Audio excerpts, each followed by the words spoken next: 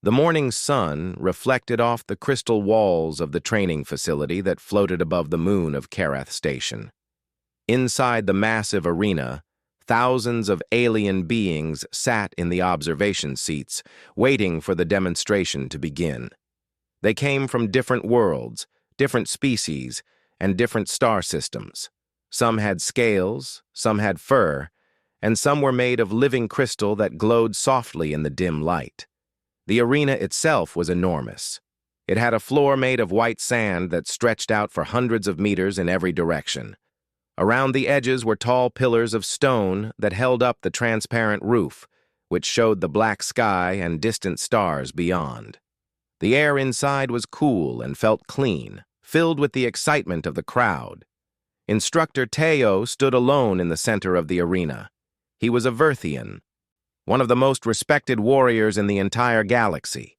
His body was tall and powerful, nearly 3 meters high, with skin that glowed with shades of blue and green. But what made him truly remarkable were his 4 arms. 2 of them hung at his sides like a human's would, but they were far more muscular and powerful. The other 2 sprouted from his chest, slightly lower than the first pair, and these also rippled with strength. His eyes were large and black, without any white around them, and they seemed to see everything. Teo had been a combat instructor for over 200 years. He had trained thousands of warriors. He had never lost a single match in all that time. Warriors from across the galaxy came to learn from him, hoping to understand the secrets of his power and skill. He was a legend, and he knew it. The crowd fell silent as Teo raised his hands. When he began to move, every eye in the arena followed him. His movements were beautiful, like a dancer performing the most perfect dance ever created. But unlike a dancer, every single movement Teo made was designed to kill. His strikes were precise and deadly. His kicks could break through metal walls. His grappling techniques could snap bones like twigs. The demonstration began in earnest. Teo executed movement after movement, each one more complex than the last. He showed how to use his 4 arms to attack from multiple directions at once. A human could only attack with 2 arms, or at most use legs and arms together, but Teo could attack from 4 different angles simultaneously. He could defend and attack at the same time. He could create patterns that no single opponent could possibly counter. The crowd watched in amazement. They saw him perform something he called the Verthian Cascade, where all 4 arms moved in a spiral pattern so fast that they became almost invisible. The ground beneath him cracked from the force of his movements. The air itself seemed to hum from the power he was releasing. Officers from the Crystalline Collective nodded with respect. Warriors from the Zenthian Empire whispered among themselves about how they could never match such skill. The human observers, though small in number since humans were still new to space, sat quietly and watched without comment. It was at this moment that Yawned, captain of the Human Alliance military force, arrived at the arena. She was not supposed to be there. Her transport ship had been delayed due to a problem with the navigation system, and she had been forced to wait an extra hour before being allowed to depart. Now she was rushing to make up for lost time. The attendant who escorted her to the observation box was a small crystalline being made of what looked like glowing purple quartz. The being gestured to an empty seat near the front of the viewing area, and Yawned sat down with a sigh of relief. She was exhausted from the long journey through space, and she had many things on her mind. What she was not prepared for was her 3-year-old daughter, Misu, who was sitting beside her and was in an absolutely foul mood. Misu had never liked space travel. The little girl had spent the entire flight crying, screaming, and complaining about being hungry, being tired, and not wanting to sit still. By the time they arrived at Karath Station, both Yawned and the ship's crew were ready to go insane. The child had finally fallen asleep just before they reached the arena, but now she was waking up again, and her mood was terrible. Yawned tried to keep her daughter calm by showing her the arena below. She pointed at Taio and tried to explain that they were about to see something very special. But Misu was not interested. She was hungry. She was bored. She did not care about some giant blue alien demonstrating fighting moves. The little girl began to squirm in her seat. She complained loudly about wanting to go back to the ship. She kicked her legs against the chair in front of them. She reached over and hit her mother on the shoulder with her tiny fist, over and over, trying to get Hyune's attention. Hyune was patient at first. She was a military officer, trained to remain calm under pressure. But patience has limits, and after hours of dealing with her daughter's tantrum, Hyune's patience was wearing very thin indeed. Down in the arena, Taio reached the climax of his demonstration. He was performing the most difficult move in his entire technique set. All 4 of his arms were moving at incredible speed, creating patterns in the air that seemed to defy physics. The crowd was absolutely silent, completely focused on what they were watching. This was the moment that everyone had come to see. This was the proof of Taio's power and mastery. It was at this exact moment that Misu hit her mother again, this time much harder. The little girl was frustrated and angry, and she was expressing her feelings in the only way a 3-year-old knew how. She kicked out with both feet and made a loud, angry sound that was somewhere between a scream and a shout. Hyune felt her patience snap like a glass dropped from a great height. She was exhausted. She was frustrated. She had been listening to her daughter complain and cry and whine for far too long. In that moment, with her daughter kicking and hitting her, while some alien creature was performing some supposed amazing combat demonstration, Hyune did something she would later regret. She looked down at her daughter's flailing limbs and angry face. She looked back down at the arena where Taio was performing his most impressive technique. Then she looked at her daughter again, and the comparison was just too much. In her exhaustion and frustration, Hyune let out a laugh and said something that seemed like nothing important at the time. "My toddler fights harder than that," she said, shaking her head and muttering under her breath.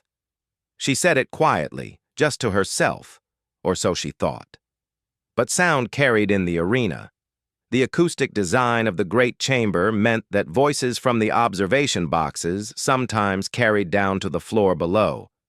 Taio heard every word. The nearby observers in the section heard every word, and within seconds the word began to spread through the arena like water flowing through cracks in stone. The arena fell completely silent. Even Misu stopped crying and looked around, confused by the sudden quiet. Up on the floor, Taio had stopped moving.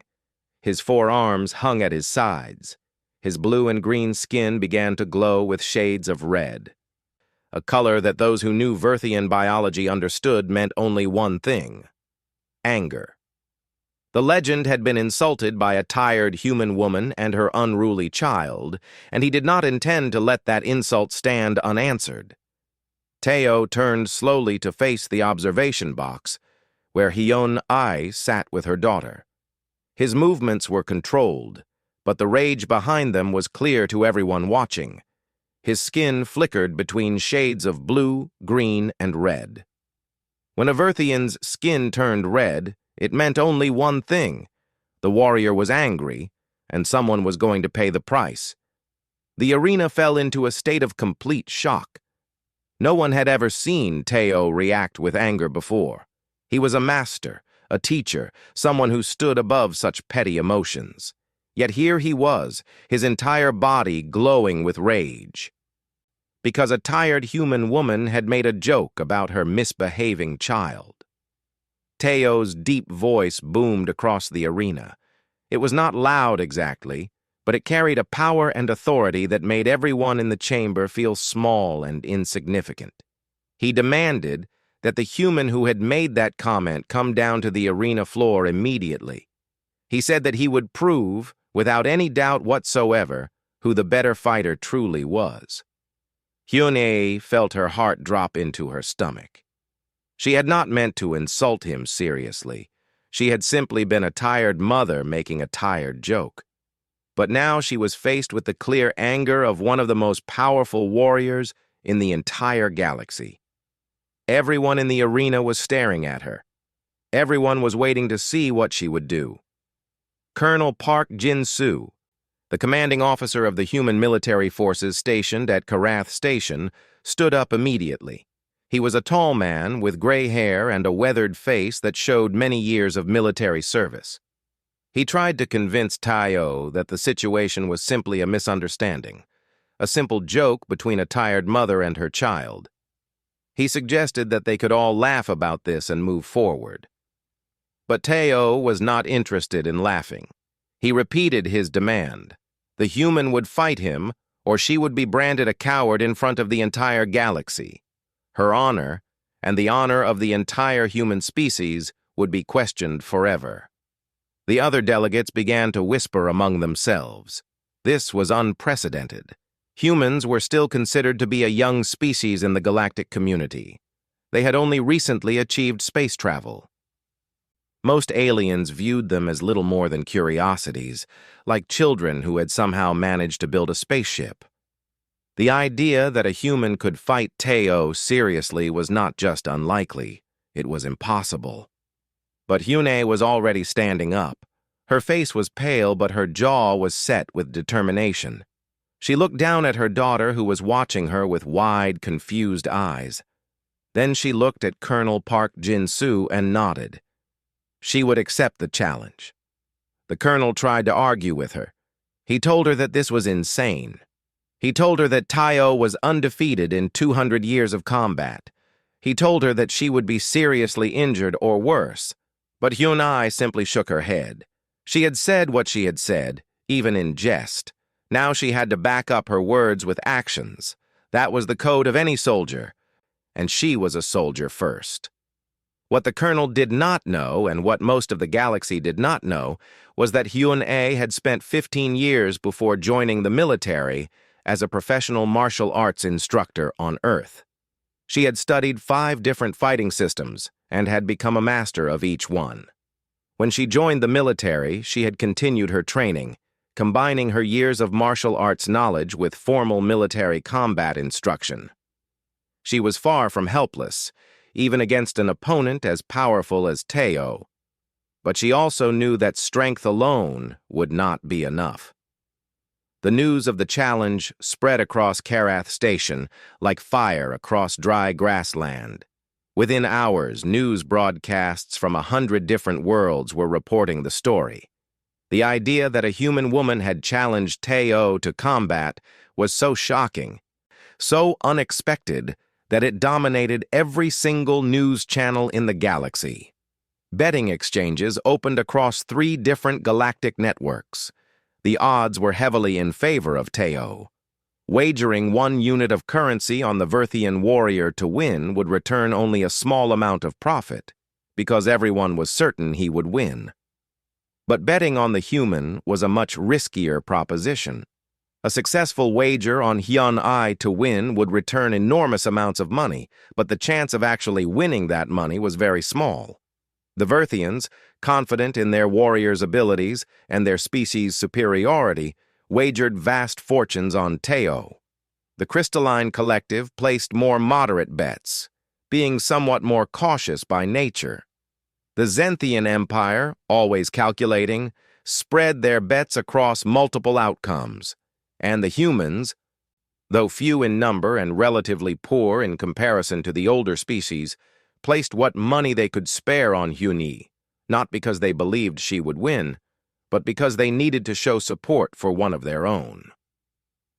In the medical facility attached to the arena, Dr. Song-min prepared himself for what was likely to come. He was the senior physician on Karath Station, and he had treated countless warriors after combat matches.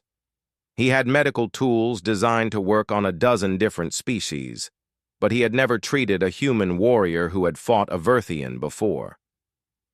When Hyun-ae came to him for a final medical examination before the match, Song-min was blunt about what he saw. Her heart rate was elevated. Her cortisol levels, which measured stress hormones in the body, were through the roof. Her hands shook slightly with adrenaline and fear. She was every inch the nervous warrior about to face almost certain defeat. Songmin worked with her to apply protective gear. Humans were fragile compared to the species they might face in combat. A transparent armor made of advanced polymers would protect her vital organs from the worst of Taio's attacks. It would not stop all damage, but it might mean the difference between serious injury and death. As he worked, Songmin spoke to Hyun-ai directly. "Your vital signs show extreme stress," he said quietly. "You are about to face someone who is twice your height and exponentially stronger. The smart choice would be to withdraw from this challenge. No one would blame you." But Hyun-ai shook her head. She understood what was at stake. This was not just about her honor anymore. This was about the honor of the entire human species. If she withdrew now, if she showed fear, the galaxy would know that humans were exactly what they had always believed them to be. Weak children playing with technologies they did not fully understand. That was not acceptable. That could never be acceptable. The night before the match, Hyun-ai sat alone in her quarters on the station. She thought about her training. She thought about the years she had spent studying martial arts, learning to understand how the human body could move and fight. She thought about the techniques she had developed, the understanding she had gained about balance and leverage, and the precise placement of strikes on vulnerable points. But most of all, she thought about her daughter, Mi-soo. The little girl was sleeping peacefully now, unaware of what her mother was about to face. Hyun-ai had told the child that Mama was going to have a special match tomorrow, and that it was very important. Mi-soo had simply said that she hoped Mama would win, and then had fallen asleep. The next morning arrived too quickly. Hyun-ai dressed in her combat gear and made her way down to the arena floor. The stands were completely full now. Observers from 100 different worlds filled every available seat. The atmosphere was charged with anticipation and excitement. Everyone had come to witness either a great triumph or a spectacular failure. Hyun-ai walked into the arena with her head held high, even though her heart was beating so hard she could feel it in her throat. The crowd was enormous. Thousands of alien beings sat in the stands, their eyes fixed on her small human frame. Compared to Taio, she looked like a child. Her head barely reached his chest. Her arms were thin compared to his massive limbs. When she stood next to him in the center of the arena, the difference in their physical size was almost comical. Taio looked down at her with what might have been pity in his alien eyes. He stretched his 4 arms, each one moving with smooth, powerful grace. He had fought thousands of times before.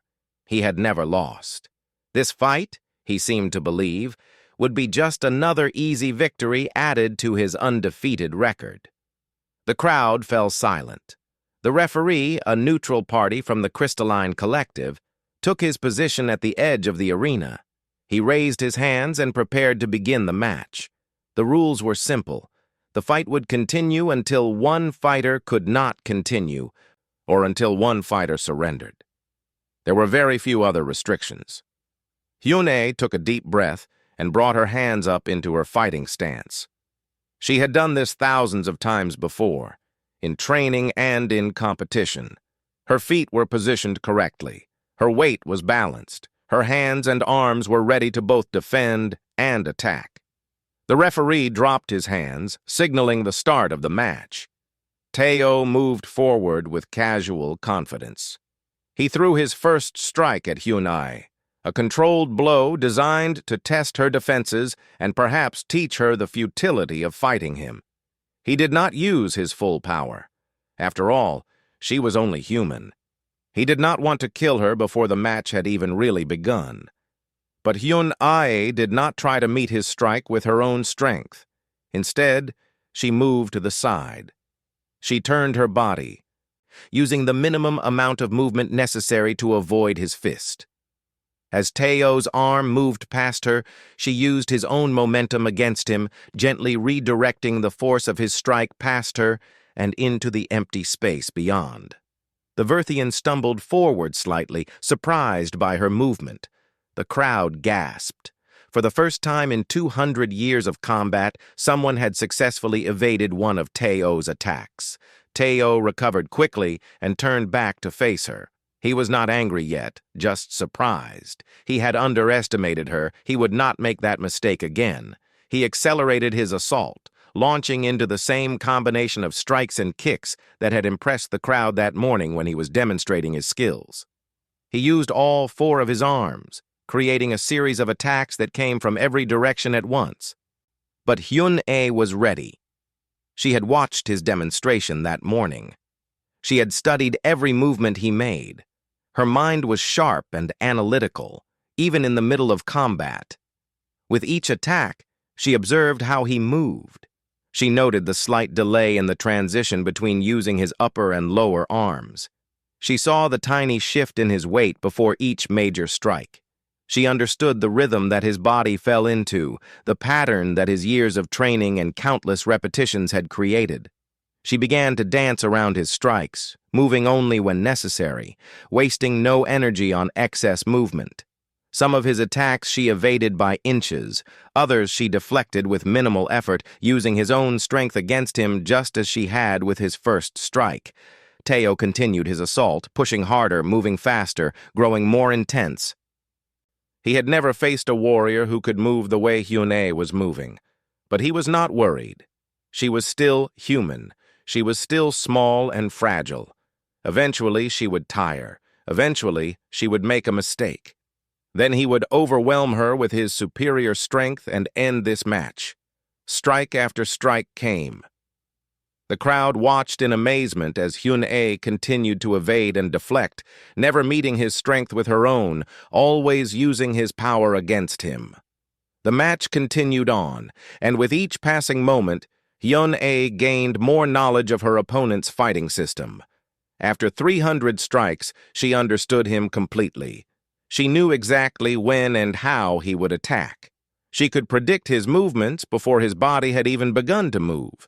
She knew the weak points in his defense. She knew the moments when he was vulnerable. On his 312th attack, Hyun-A finally went on offense. She let one of his strikes come at her and then moved into it instead of away from it. Using the move she had learned from studying ancient human martial arts, she struck directly at his left shoulder, at the place where powerful muscles connected to his arm. The strike was not powerful compared to what a Verthian could do, but it was perfectly placed and perfectly timed. Teo felt his arm go numb. His control over that limb vanished suddenly. At the same moment, Hyun-A moved with incredible speed. She struck at a nerve cluster on his chest, a sensitive area she had identified during their first exchange of blows. As Teo stumbled backward in surprise, confused by what his own body was doing, Hyun-A executed a takedown move that any Earth martial artist would recognize. She pivoted on her back foot and used his superior weight against him. She grabbed his arm and his clothing and threw him over her shoulder. The massive Verthian warrior, who had never been defeated in 200 years, crashed onto his back in the arena dust. The crowd erupted into chaos. The noise was so loud it seemed like the arena walls might shake. Observers shouted in amazement. Bets worth millions of currency units evaporated in seconds. The impossible had happened. But Hyun-A did not celebrate. She knew the match was far from over. Teo rose quickly, shaking his head, his bioluminescent skin flickering between colors. His pride had been hurt more than his body. He came at her with even greater speed and intensity. Now Hyun-A matched him blow for blow. She was not stronger, but her reflexes were sharper. Her economy of motion was superior.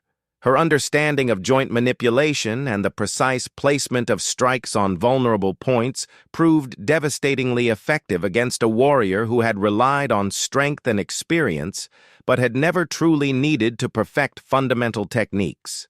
20 minutes into the match, Teo was bleeding from a dozen small wounds. His breathing had become labored. His movements had slowed. Yawned, meanwhile, had barely raised her heart rate beyond what it would be during normal exercise. She was still thinking clearly, still calculating, still planning her next move. "Humans," Hyuni said, breathing normally while her opponent gasped for air, "have been perfecting combat for over 5,000 years of history. We do not have forearms or skin that glows. We learned to fight with precision instead. We learned timing instead of strength. We learned to understand exactly how bodies work and how to use that knowledge. That is what happens when a species evolves as tool users obsessed with survival and warfare." She executed a final combination of strikes that left Teo unable to continue. He fell to one knee, defeated for the first time in 200 years of combat. Hyane, in a gesture of respect that transcended the differences between species, offered him her hand to help him stand. The conclusion of the match sent shockwaves through the galactic community that spread far faster than any physical explosion could have traveled. Within minutes, the entire galaxy knew that a human woman had defeated the undefeated Verthian master. Within hours, the combat demonstration was being analyzed and discussed on every major news network across 1,000 different worlds. Scientists studied slow-motion recordings of each move. Military strategists debated what the victory meant for the balance of power in the galaxy. Philosophers questioned what they thought they knew about human capabilities. The Verthian government demanded a rematch immediately. They claimed that Teo had been overconfident. They said that the victory did not prove anything about human superiority, only that their greatest warrior had not taken an inferior opponent seriously enough. They announced that another of their warriors would challenge Hyun-ai to prove once and for all which species had truly mastered combat. But before that rematch could take place, something unexpected happened. Teo made a request that shocked everyone who heard it. The legendary warrior, the undefeated master, the teacher to thousands, asked for permission to study under Hyun-ai. He wanted to learn the techniques that had allowed her to defeat him. He wanted to understand the human approach to combat that had proven superior to his own. This request was so unprecedented, so shocking, that it changed the entire conversation. A 200-year-old master warrior was willing to become a student to a species that had been in space for less than 50 years. This was not a denial of the outcome of the match, not an excuse, not a refusal to acknowledge his defeat. This was an admission that there was something valuable to learn from humans, something that his own 2 centuries of experience and training had failed to provide. The Verthian government was forced to accept the reality of what had happened. They could not force their greatest warrior to refuse to learn from a human teacher. To do so would be to admit that they were too proud to accept knowledge from other species. And pride, while important, was not more important than strength and survival. Hyun-ai was immediately promoted to the rank of general and placed in command of a new division of the military that had never existed before. It was called the Interspecies Combat Doctrine Division. Its purpose was to study combat methods from all the different species in the galaxy and find ways to integrate them with human knowledge and understanding. Colonel Park Jin-soo was promoted to the rank of general as well, and he was given command of all human military forces at Karath Station. He met with Hyun-ai in her new office, a sophisticated and beautiful space that overlooked an asteroid field near the station. The office had windows of transparent crystal that showed the cold beauty of space beyond. "You have changed everything," Colonel Park Jin-soo said quietly as he looked out at the stars. "Before yesterday, we were the new species. We were the ones being integrated into an established order that had existed for tens of thousands of years. We were students, learning from our elders, grateful for the chance to join the community of spacefaring civilizations. But now we are something else. Now we are a threat." Hyun-ai shook her head slowly. "Not a threat," she said, her voice calm and thoughtful. "A partner, a respected partner. There is an important difference between the two. A threat is something to be feared and destroyed, but a partner is something to be valued and protected. The galaxy fears us less than it respects us now, and that is a far better position to be in. Back on Earth, the story dominated news channels for weeks and months. Historians began writing papers about the significance of what had happened. They noted that this moment in human history paralleled previous military transformations on Earth. They compared it to the time when the British military learned to respect the samurai code of Japan. They noted how the entire world had been forced to adapt when new warfare paradigms were introduced by other nations and cultures. Humans, it seemed, were incapable of remaining complacent once they understood that combat and warfare were on the table. They took conflicts seriously. They studied them carefully.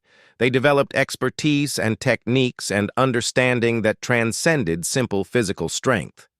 This had been true throughout human history, and it remained true now that humans had access to the stars. The news networks interviewed military historians, combat experts, and political analysts. They tried to understand what had happened and what it meant for humanity's future in space. Some people were excited by the possibility that humans had found something they could be truly excellent at. Others were worried about what it would mean if humans became known throughout the galaxy as warriors and fighters.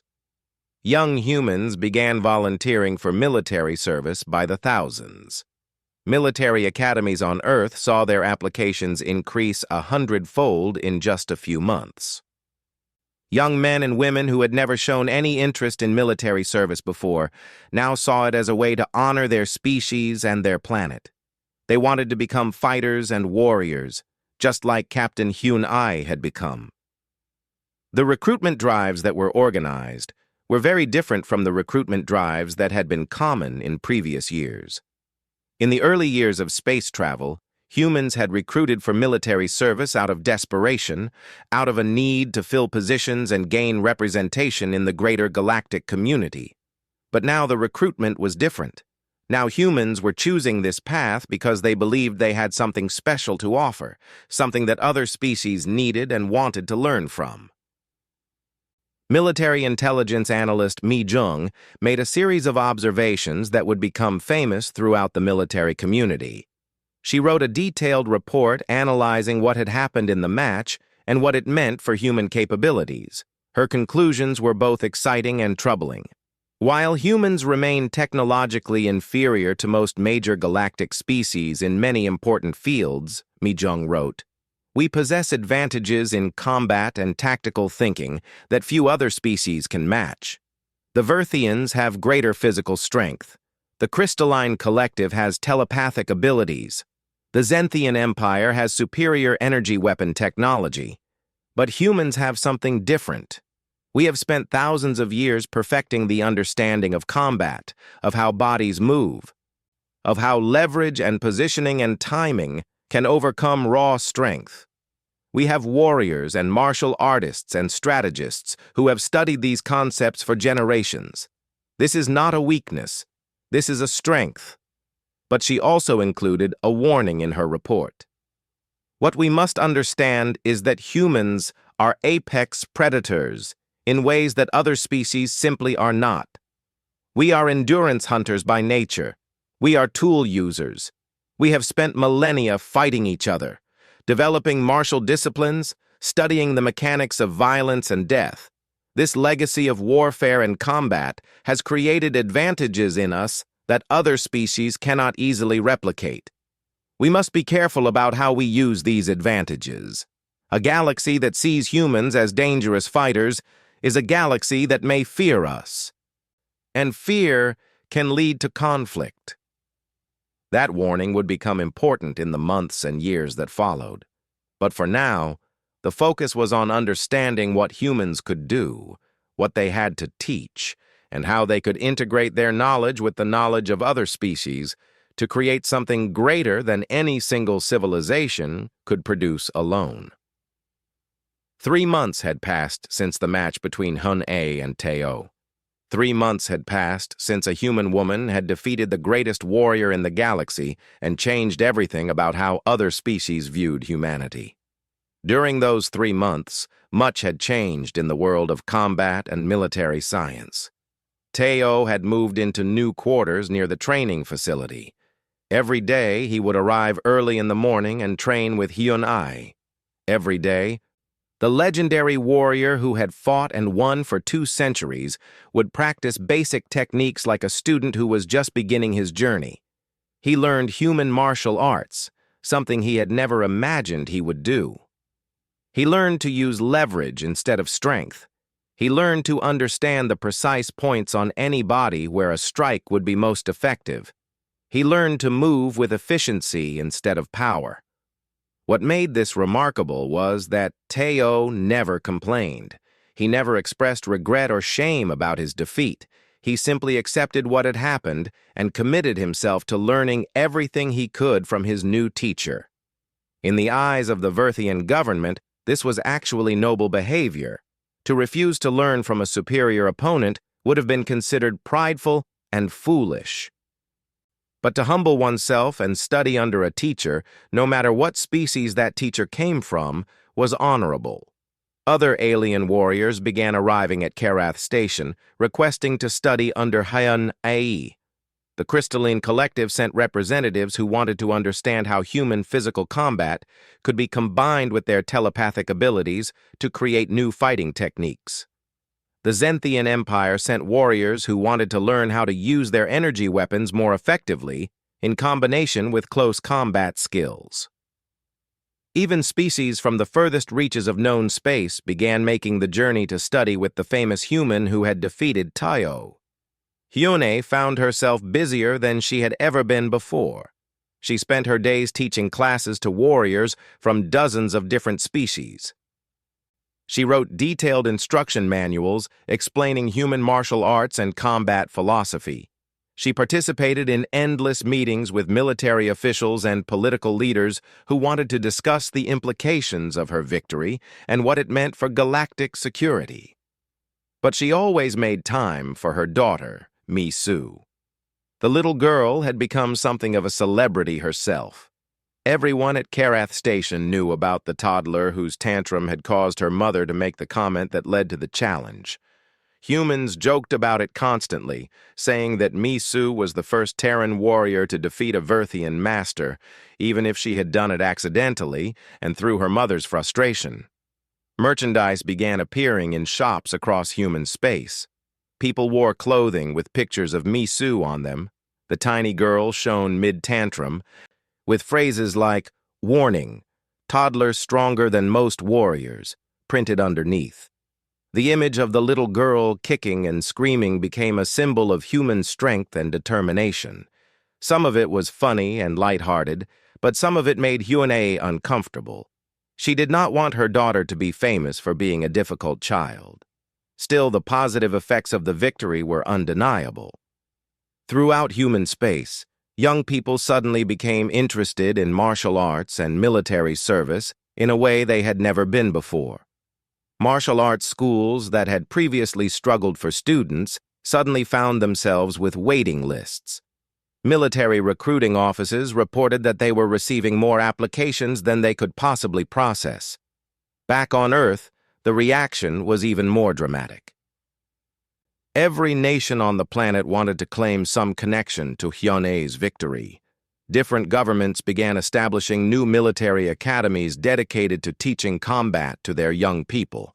Some nations even sent their best young warriors to Karath Station to study directly under the famous general. One evening, Yawned sat in her quarters with her daughter and her partner, Dae-jung, who was a lieutenant commander in the human military. Misu was now calm and happy, no longer throwing tantrums or behaving like the difficult child she had been during the journey to Karath Station. She sat quietly while her mother braided her long black hair. "Mommy," Misu asked innocently, "why do all the aliens want to learn from you now?" Yawned smiled and explained in terms that a young child could understand. "Because they realized that humans have something special. We are good at fighting and at understanding how to fight better. Other species are good at different things, but we are very good at this." "Was I good at fighting?" Misu asked proudly, remembering how she had kicked and hit her mother during the boring demonstration. Dae-jong laughed. "You certainly had the attitude of a fighter," he said, picking up his daughter and spinning her around while she giggled with delight. That same evening, in a different part of the station, a series of important meetings were taking place. Military leaders from dozens of different species gathered to discuss the future of combat training in the galaxy. They decided that they would establish a new institution, something that had never existed before, the first truly interspecies military academy. The purpose of this academy would be to bring together warriors from all different species and teach them to work together, to combine their different abilities and understandings into something greater than any single species could create alone. The academy would teach Verthian strength techniques combined with human tactical precision. It would teach crystalline telepathic coordination in combination with Zenthian energy manipulation. It would blend the combat knowledge of 100 different civilizations into one unified system. Hyun-ai was asked to serve as the co-director of this academy, sharing the responsibility with Teo himself. The legendary Verthian warrior, who had spent 2 centuries perfecting his craft, would now work alongside the human woman who had defeated him to create something new and unprecedented. When Hyun-ai told him about the offer, Teo placed his hand on her shoulder in a gesture of affection that transcended the differences between their species. "This is good," he said in his deep voice. "We will create something that neither of us could have created alone. That is the true meaning of victory, not just to win, but to create understanding and growth from that victory." The location for the new academy was chosen carefully. It would be built in a neutral zone, not in territory controlled by any single species. It would be constructed on a large moon that orbited a star system that had been abandoned centuries ago. Teams of builders from dozens of different civilizations began work immediately, creating a facility that would be capable of handling students from any species, with training equipment and living quarters designed to accommodate the unique needs of each different kind of warrior. Hyun-ai began writing the curriculum for the academy. She worked closely with Teo and with military experts from across the galaxy. They created a program of study that would take 2 years to complete. Students would learn basic combat skills first, then advance to more complex techniques. They would study the history of warfare across different species. They would learn about alien biology and how to fight opponents of different shapes and sizes. Most importantly, they would learn to work together as a team, regardless of their species or background. The first class of students, 100 warriors chosen from dozens of different civilizations, arrived at the academy 6 months after its completion. The training was difficult and challenging. Verthian warriors had to learn that their strength alone was not always an advantage. Crystalline soldiers had to understand that telepathy could not always solve every problem. Young humans had to learn that they could compete with and defeat opponents who were physically larger and stronger than they were. But they also learned respect. They learned to value the unique abilities that each species brought to the table. They learned that differences were not weaknesses, but strengths that could be combined and used together to create something greater than any single warrior could be alone.